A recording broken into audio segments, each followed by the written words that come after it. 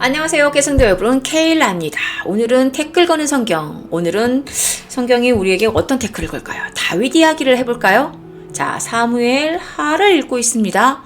자, 다윗은 누구냐면요, 하나님이 내 마음에 합한 자다라고 말했던, 지금도 이스라엘에서는 다윗이 가장 강력하고 위대한 왕으로 알려져 있는데요. 하지만 우리는 그 다윗이 밧세바를 범한 큰 죄를 지었다는 것 우리는 이미 알고 있고, 우리의 성경은 그렇게 대단한 위대한 하나님의 합한 자임에도 불구하고 죄를 지을 수 있다는 것을 우리의 성경은 감추지 않는다. 그렇기 때문에 우리 성경은 사실이다 라고 설명을 제가 15분 성경 따라잡기 구약을 쭉 성경 일독을 강의하면서 했던 기억이 나는데요. 자, 오늘 다윗은 밧세바를 취하고 남편 우리아를 죽이죠. 죽인 거나 마찬가지입니다. 죽도록 시켰습니다. 자, 근데 이 백그라운드에는 이미 우리는 이야기를 잘 알고 있어요. 하나님이 나단 선지자를 보내서 죄를 고백해 하고 회개하게 하고, 또 이 세상에서 지은 죄, 그렇기 때문에 그 밧세바한테 낳은 첫 아들은 죽고, 하지만 하나님이 또 솔로몬을 주셔서 또 그 솔로몬으로 하여금 또 다윗의 또 예수님의 그 계보가 이어가도록 하나님이 주신 축복도 또한 우리는 이미 다 알고 있습니다. 그런데 이 다윗이요, 이미 죄를 저질렀는데 나단 선지자가 간 건 언제냐면요, 사무엘하 11장 마지막 절을 보면 그 장례를 마침에 다윗이 사람을 보내 그를 왕궁으로 데려오니 그가 그의 아내가 되어 그에게 아들을 낳으니라. 다윗이 행한 그 일이 여호와 보시기에 악하였더라 라고 하면서 사무엘하 11장이 끝나는데요. 그 말은 무슨 말입니까? 벌써 이미 아들을 낳았다는 소리입니다. 그러면 우리 아들이 갑자기 임신하면 톡 나오나요? 만으로 9개월, 우리는 10개월이라고 하죠. 한국에서는 10개월 동안 시간이 흘러야 아들이 나옵니다. 그런데 이건 뭐냐면 다윗이 10개월 동안 회개를 안 했다는 소리죠. 그렇기 때문에 하나님이 나단을 보내십니다.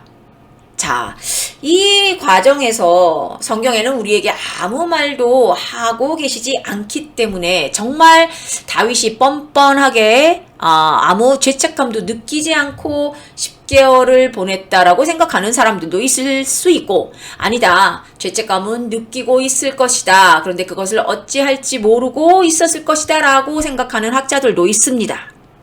그런데 여기서 나단은요, 워낙에 하나님이 다윗에게 보낸 친구 같은 선지자입니다. 그러면 이 다윗이 이렇게 안에서 죄책감으로 스트럭을 하고 있을 때 나단을 불러서 고백할 수도 있었을 뻔한데도 그런 일이 없었다는 거예요. 그래서 보다 못한 하나님이 나단을 먼저 보내십니다. 그래서 다윗의 입으로 자기의 죄를 고백하게 하고 회개할 수 있는 기회를 주시죠. 하나님은 우리에게 이렇게 트릿을 합니다.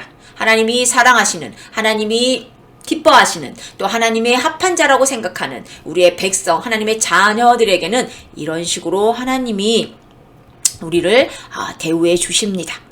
자, 하나님이 다윗한테만 그런 거 아닙니다. 사울이 죄를 지었을 때도 사무엘 선지자를 보내셔서 사울의 잘못을 훈계하십니다. 하지만 다윗과 또 사울의 반응은 달랐죠. 이 이야기는 또 다른 영상에서 다시 다루도록 하고, 오늘은 여기서 하나님이 우리를 이렇게 다루셨다라고까지만 말하고 영상을 끝낼게 했는데, 하나님이 다윗이 이렇게 하는 행동에 대해서 어떻게 생각하셨는지를 저는 그거 하나를 더 여러분과 함께 나누고 싶은데요. 12장 사무엘 하입니다. 9절에 보면요, 그러한데 어찌하여 네가 여호와의 말씀을 업신여기고 나보기에 악을 행하였느냐 라고 말씀하시고요. 또 10절에도 보면 이제 네가 나를 업신여기고 햇사람 우리아의 아내를 빼앗아 내 아내로 삼았은즉 칼이 내 집에서 영원토록 떠나지 아니하리라 업신여겼다고 말씀을 합니다. 하나님이 다윗을 내 마음에 합한 자다라고 그렇게 사랑을 하셨는데 너 나를 업신여겼어? 업신여기다라는 말은 히브리어로 바자라는 말인데 경멸하다, 멸시하다, 업신여기다, 다른 말로 하면 너는 나를 인정하지 않았다 라는 말이 됩니다. 하나님이 하지 말라는 걸 하고 하라는 걸 하지 않는 것 자체가 우리가 하나님을 업신여기는 것입니다. 하나님이 다윗에게 너는 나를 업신여겼어. 12장 마지막 절에 보면 여호와 보시기에 악하였더라. 이 행동 자체가 업신여겼다. 하나님을 업신여기는 악한 일이다. 뭐가 업신여겼느냐? 하나님이 기뻐하시지 않은 것을 했다가 업신여기다인데 그 업신여김이 바로 악하다라고 하나님은 정의하고 계십니다.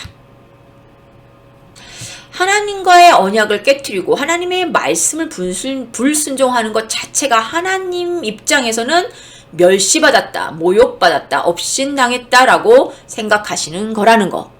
여러분들 아셨습니까? 잠언에서는 우리의 행실을 부주의하게 하는 것도 하나님을 업신여기라는 거라고 말씀을 하고 있습니다.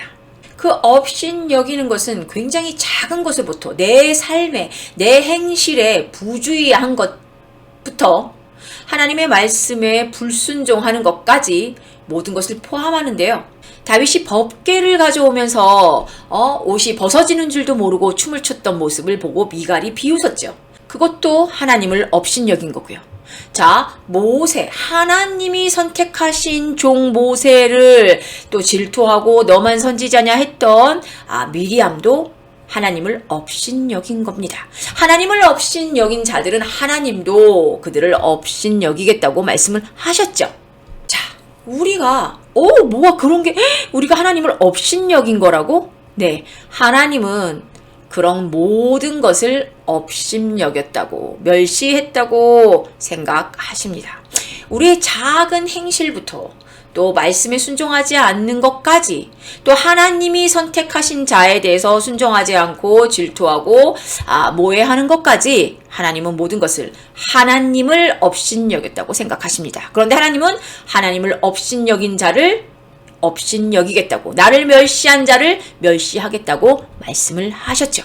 자, 우리의 삶을 조금 더 되돌아보고 우리의 삶이 정말 큰 것만 생각하지 말고 작은 거 하나하나가 하나님을 업신여기는 행위를, 말을, 행동을, 삶을 살고 있진 않은지 오늘 하루도 한 번 더 생각해 봤으면 좋겠습니다. 하나님이 마음에 합한 자다 라고 하셨던 다윗도 하나님을 업신여겼다는 것 기억하시고요. 우리가 항상 교만하지 않았으면 좋겠습니다. 항상 두렵고 떨린 마음으로 하나님 앞에 서는 저와 여러분이 우리 깨어있는 성도님들이 됐으면 좋겠습니다. 감사합니다.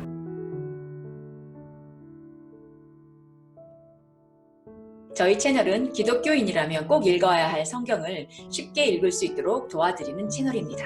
그리고 우리의 신앙을 마지막 때까지 굳건하게 홀드하고 킵할 수 있도록 같이 동역하는 채널입니다. 주위에 혹시 성경 읽기를 어려워하시는 분들에게 저희 채널을 소개해 주세요. 감사합니다.